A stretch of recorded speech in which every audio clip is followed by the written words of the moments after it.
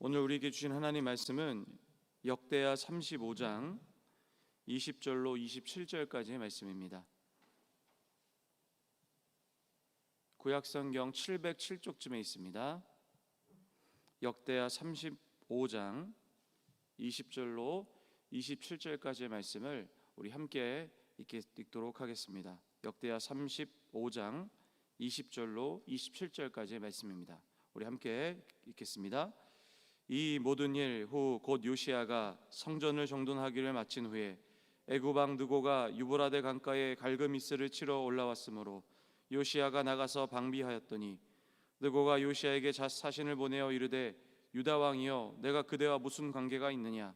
내가 오늘 그대를 치려는 것이 아니요 나와 더불어 싸우는 족속을 치려는 것이라.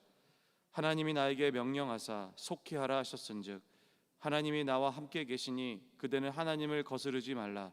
그대를 멸하실까 하노라 하나 요시야가 몸을 돌이켜 떠나기를 싫어하고 오히려 변장하고 그와 싸우고자 하여 하나님의 입에서 나온 느고의 말을 듣지 아니하고 무기또 골짜기에 이르러 싸울 때에 활 쏘는 자가 요시야 왕을 쏜지라.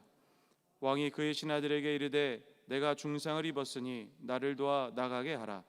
그 부하들이 그를 병거에 내리게 하고 그의 버금 병거에 태워 예루살렘에 이른 후에 그가 죽으니 그의 조상들의 묘실에 장사되니라. 온 유다와 예루살렘 사람들이 요시야를 슬퍼하고 예레미야는 그를 위하여 애가를 지었으며 모든 노래하는 남자들과 여자들은 요시야를 슬피 노래하니 이스라엘의 규례가 되어 오늘까지 이르렀으며 그 가사는 애가 중에 기록되었더라.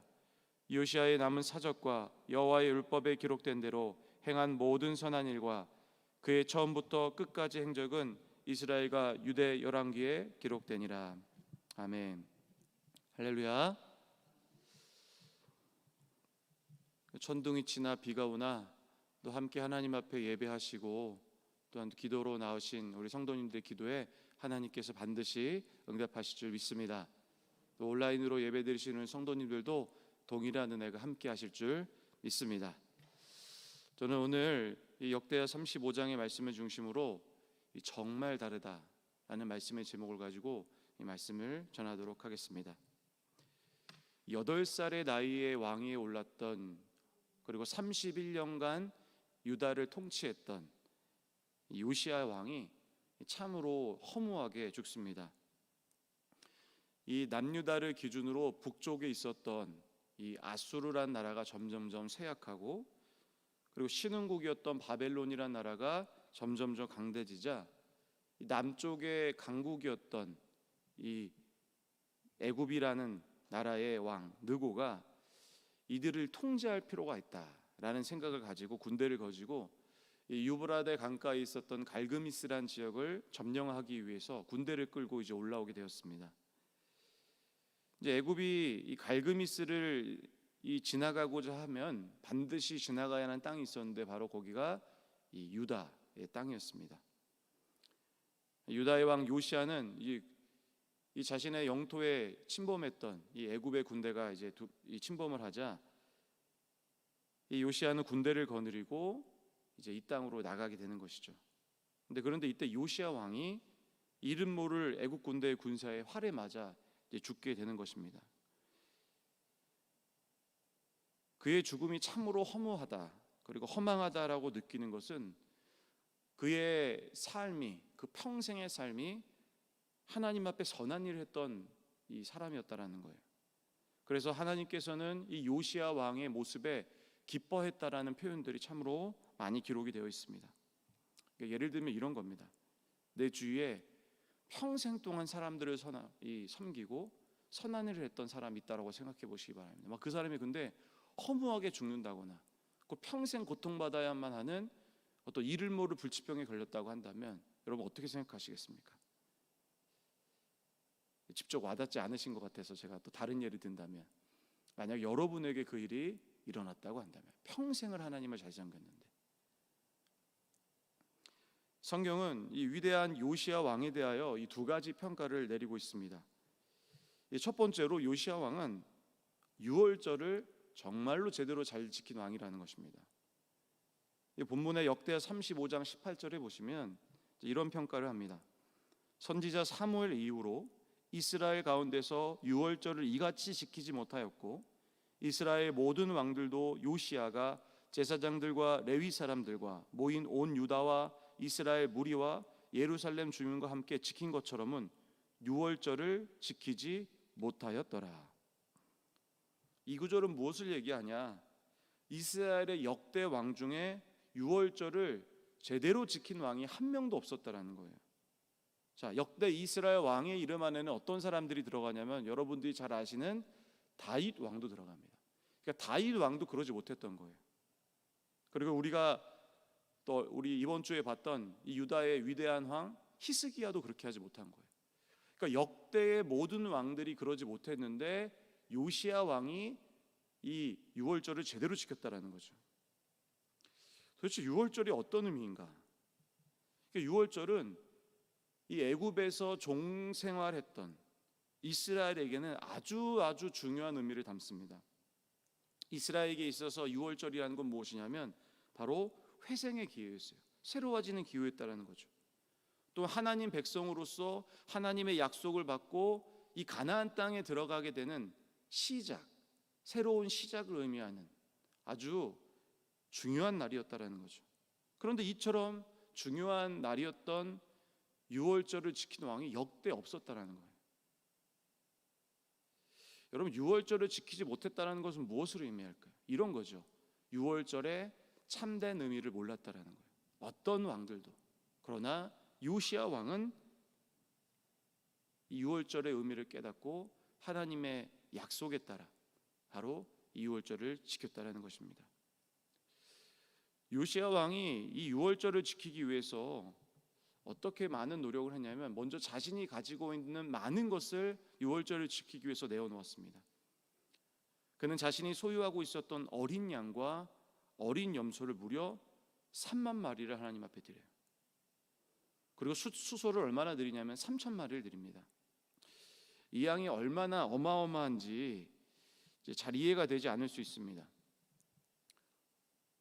여러분, 솔로몬이 하나님의 성전 봉헌식 때 이 화목제 희생제로 드렸던 양과 소의 양이 얼마나 있냐면 소가 2만 2천 마리 그리고 양이 12만 마리입니다.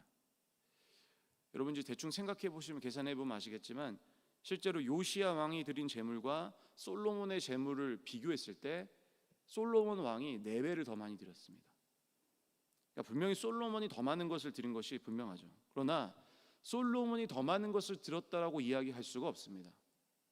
자, 왜냐하면 일단 우선 드린 제물의 종류가 다릅니다. 근데 제가 이걸 얘기를 너무 시간이 길어지기 때문에 자, 그 먼저 하나 기억하시고 또한 하나 우리가 중요하게 기억해야 될 게 뭐냐면 당시의 경제적 상황을 고려해야 합니다. 여러분 잘 아시겠지만 솔로몬 왕 때에 이 이스라엘은요 통합된 나라였어요. 북이스라엘과 남유다가 분열된 나누어진 나라가 아니라 하나 된 나라였습니다. 뿐만 아니라 남쪽과 북쪽의 어떤 교역을 통해서 이 솔로몬 왕은 막대한 부를 이제 일으켰습니다. 그래서 아마 성경에 보시면 얼마나 많은 재산을 갖고 있었는지를 분명하게 기록하죠. 그러나 요시야 왕 때는 전혀 다릅니다. 요시야 왕 때 이 시대는 어땠냐면 남과 북이 분열된 나라였어요. 나라가 더 적어졌다라는 거예요. 그리고 심지어는 여러분 이번 주에 보셔서 알겠지만 히스기야 왕 때 아수르가 북방에 아주 강국이 되어서 계속 쳐들어왔어요. 그리고 오른쪽에서는 모압과 암몬이 계속 전쟁을 일으켜서 이 유다의 나라가 이 국력이 얼마나 약해졌는지 모릅니다. 그런데 이때에 이렇게 경제적으로 정치적으로 어려운 상황에 이렇게 많은 양의 재물을 드렸다는 것은 아마도 요시야 왕은 이 유월절을 지키기 위해서 자신이 가지고 있었던 전 재산을 드리지 않는 것인가라고 학자들은 추측을 하는 것입니다. 그만큼 그는 유월절을 지키고자 하는 마음이 그렇게 강했다라는 거예요.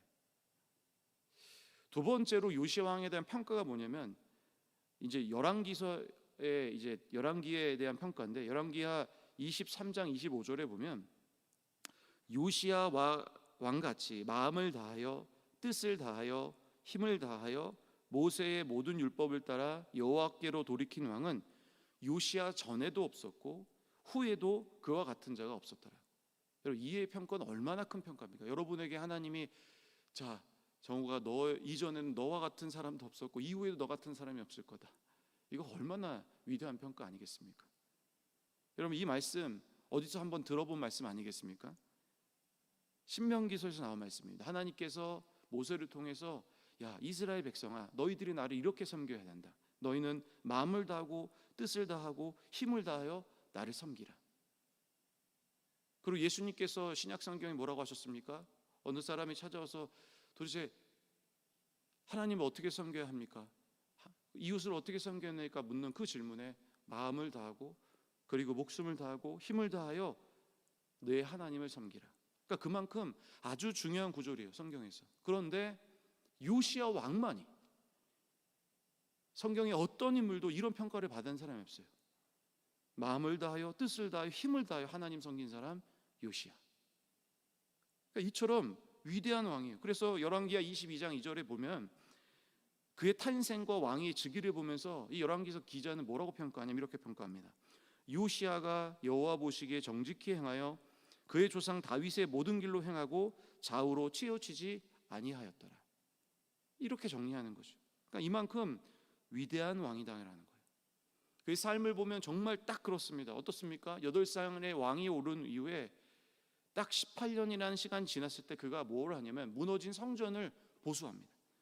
그리고 보수하던 중에 하나님의 율법책을 발견했고 그리고 이 율법에 나온 대로 모든 말씀을 이제 순종하기로 결정하는 거예요. 그래서 우선 유다 땅에 있었던 모든 이방의 신의 예배를 없애버리고 심지어는 하나님이 참으로 마음이 어려웠던 것이 있었는데 뭐냐면 이 북이스라엘에 세웠던 여로보암이 이 베델이라는 곳에 뭐를 세웠냐면은 이 제단과 산당을 세웠는데 이곳이 하나님을 믿는 곳이라고 얘기했어요. 네, 바로 그가 그것을 없애버린 거예요. 유월절을 지켰고 마지막으로 예루살렘 안에 남아 있었던 신접한 자, 점쟁이, 드라빔, 우상의 요소들을 모두 제거해 버린 그 사람이 누구냐? 바로 요시야 왕이에요. 근데 이처럼 하나님을 이렇게 잘 섬겼는데 그는 이를 모를 애국 군사의 화살에 죽는 것입니다. 그래서 이 유다 땅에 있던 남성과 여성 모두 가리지 않고 그의 죽음을 슬퍼해요. 아니 어찌 이 사람이 죽을 수 있었을까? 심지어는 선지자였던 예레미야가 애가를 지어서 노래를 부릅니다. 어떻게 이가 죽었는지. 그는 그만큼 참으로 위대한 왕이었다는 거예요. 그런데 그의 업적에 비하면 그의 죽음은 참으로 초라한 거죠. 어떤 분들은 오늘 본문을 읽으시면서 요시야 왕이 그의 죄 때문에 죽었구나라고 생각하시는 분들도 계실 거예요. 근데 사실 그렇지가 않아요. 마치 하나님이 명하신 애굽의 이 군대의 전쟁을 그가 막은 것처럼 이 본문을 해석할 수 있는데 그렇지 않습니다. 오늘 본문을 보시면 그런 의미가 아닙니다. 자, 역대하 35장 21절이 오늘 본문인데 21절을 다시 한번 읽어보겠습니다. 우리 다 같이 함께 읽도록 하겠습니다. 함께 읽겠습니다. 느고가 요시야에게 사신을 보내어 이르되 유다 왕이여 내가 그대와 무슨 관계가 있느냐? 내가 오늘 그대를 치려는 것이 아니요 나와 더불어 싸우는 족속을 치려는 것이라. 하나님이 나에게 명령하사 속히 가라 하셨은즉 하나님이 나와 함께 계시니 그대는 하나님을 거스르지 말라. 그대를 멸하실까 하노라 하나. 자, 여기 보면 애굽 왕이 뭐라고 말합니까? 하나님이 명령하셨다라는 거예요. 근데 이 부분을 우리가 정확하게 이해해야 됩니다. 왜냐하면 자, 한번 생각해 보시기 바랍니다. 애굽 왕이 섬기는 신은 누구였겠습니까? 하나님이었겠습니까? 아니. 애굽은 우리가 소위 말하는 파라오라는 신을 섬겼어요. 이집트의 이 나일강을 수호하는 그 신 파라오를 섬기는 나라가 애굽이에요. 그러면 애굽이 섬긴 신은 누구겠습니까? 여기서 얘기하는 우리가 아는 하나님이 아니에요. 그래서 여기 공동 번역 성경에 보면은 여기를 뭐라고 번역을 하냐면 하나님이라고 번역하지 않습니다. 신이라고 번역해요. 그러니까 여기서 말하는 사람은 이 분은 하나님이 아니에요. 그냥 신이에요.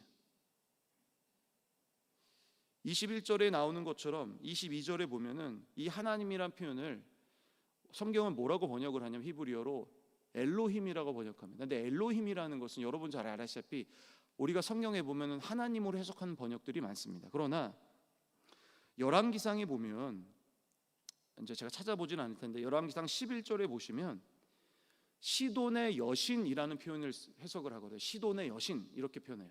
근데 시돈의 여신이라고 할 때 여신을 성경은 뭐라고 번역을 하냐면 엘로힘이라고 번역해요. 그러니까 다시 말하면 다신, 즉 한 명의 신이 아닌 복수의 신을 표현할 때 하나님을 표현할 때도 엘로힘을 사용하지만 그렇게 사용하지 않을 때도 있다라는 거예요.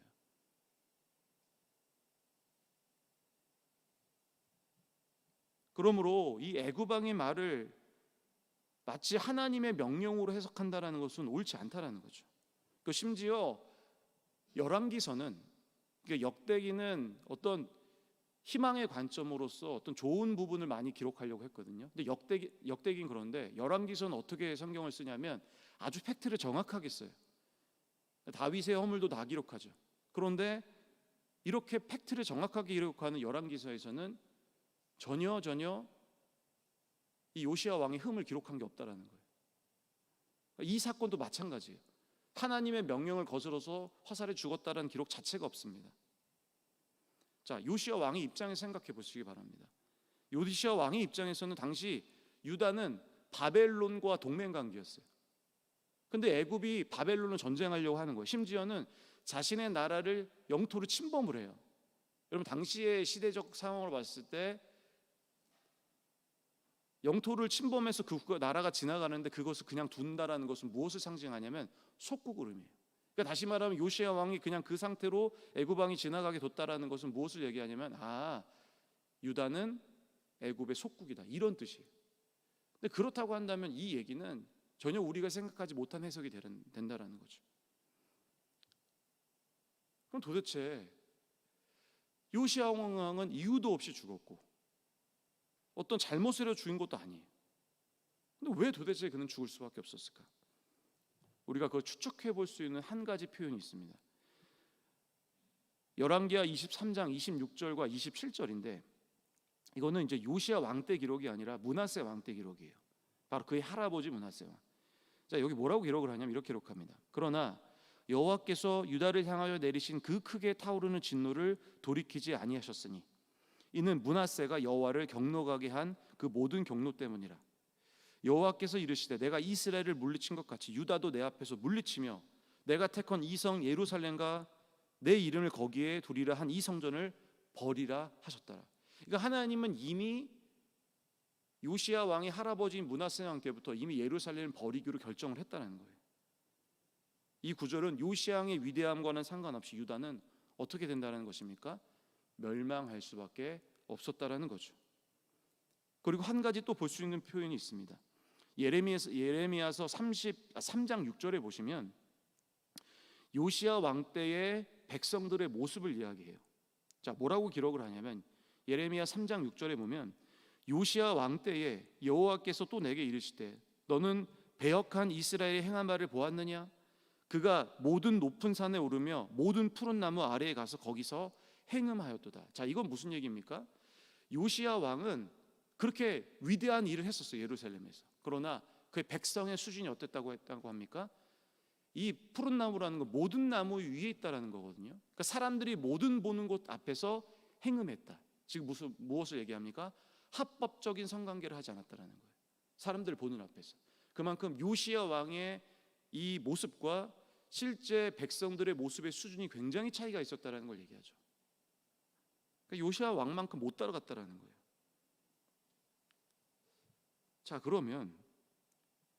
그럼에도 불구하고 우리는 이렇게 선한 일을 하고 흠이라고는 하나 찾을 수 없는 요시야 왕의 죽음에 대해서 의문을 던질 수밖에 없는 거죠.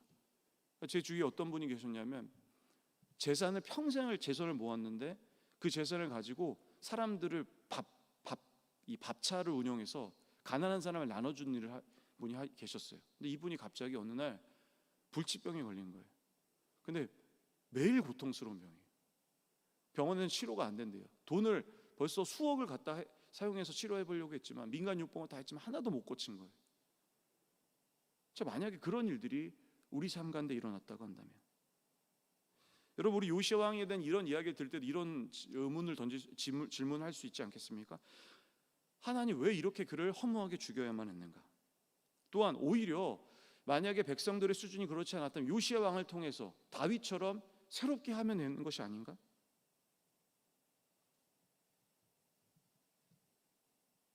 왜 그는 죽어야만 했을까? 여러분, 우리도 이 믿음의 길을 걸어가다 보면 도대체 이해되지 못하는 상황 속에 빠지게 됩니다. 누군가의 삶을 보면 아니 어떻게 저 사람에게 저 일이 일어나지? 내 삶을 보면 더 피부에 와닿죠. 나는 도대체 왜 이런 일이 있는가? 나는 이런 일을 한 적이 없는데 내 삶에 왜 이런 일이 발생하는 건지, 심지어 왜 저 사람에게 일어나느냐, 또 이번에 미얀마 사건을 보면서 왜 미얀마에 저런 일이 일어나는가, 아무리 이해하려고 해도 코로나는 왜 우리에게 일어나는가라는 생각을 보면서 도대체 우리의 생각으로는 이해가 되지 않는 거죠. 그러면서 우리가 잘 아는 이 말씀이 떠오르는 것이 있습니다. 그게 무엇입니까? 이사야 55장이죠. 8절에 보면 우리가 여러 번 잘 아는 말씀, 이는 내 생각이 너희의 생각과 다르며 내 길은 너희의 길과 다름이니라. 여호와의 말씀이니라. 여기서 무엇을 얘기합니까? 근본적으로 하나님과 우리는 다르다라는 거죠. 그러니까 이해를 못하는 거예요. 하나님의 생각을 우리는 도대체 이해할 수 없는 존재라는 거죠. 우리의 이성과 상식으로는 하나님을 이해할 수도 없고 그분을 따라갈 수도 없다라는 거죠. 죽음의 문제도 그렇지 않겠습니까? 요시야 왕이 죽었습니다. 근데 그는 아주 선한 일을 했어요. 근데 그가 죽었다라는 거 보면서 우리의 생각으로 봤을 때는 이 사람은 장수해야 되는 건 아닌가? 8살에 올려서 31세 통치하다가 죽었어요. 몇 살에 죽었습니까? 39살에 죽었어요. 이렇게 어린 나이에 죽었다라는 거죠. 그러니까 이해가 안 되는 거죠. 말씀을 정리하겠습니다. 사랑하는 성도님들, 믿음은 무엇인가? 이런 생각이 듭니다. 믿음은 무엇이냐? 이렇게 정의할 수 있습니다. 하나님의 선하심을 분명히 아는 것이. 아브라함이 이삭을 바칠 때 하나님께서 아브라함 입장에 봤을 때 아브라함이 이삭을 바칠 수 있었던 이유는 뭐냐면, 내가 너무나도 사랑하는 아들, 100세에 얻은 아들, 이 이삭을 너무나 사랑하지만 내가 지금 이 아이를 번제단에 올려서 그를 죽인다고 할지라도 하나님이 그를 반드시 선한 길로 인도할 거야. 그 인생은 가장 좋은 일이 될 거라라는 믿음이 없었다면 아브라함이 100세에 얻은 아들인 이삭을 번제단에 올릴 수 있었겠습니까? 못 올리죠. 우리의 인생의 이야기라고 생각해 보시기 바랍니다. 절대로 불가능한 일이에요. 자녀를 바친다라는 건 100세에 얻은 아들을 불가능하죠. 그러나 아브라함이 바칠 수 있었던 것은 그에게는 분명한 의식이 있었던 거죠. 하나님의 선하심. 그럼에도 불구하고 하나님은 내 아들을 인도하실 거야. 우리 삶 속에서도 이와 같은 이해되지 않은 것들, 또한 죽을 때까지 이해되지 않는 일들이 분명하게 있을 수 있다고 생각합니다. 하나님 우리에게 이렇게 명령하시죠. 믿음으로 살아가라. 너는 이 땅에 믿음으로 살아가만 한다. 우리 삶에 이해되지 못하는 일이 생길지라도 우리 사랑하는 성도님들, 하나님을 불신하기보다는 우리의 삶에 일어난 일들에 대해서 하나님의 선하심을 믿고 그분을 신뢰하며 살아가시는 우리 성도님들 되시기를 주님의 이름으로 축원합니다.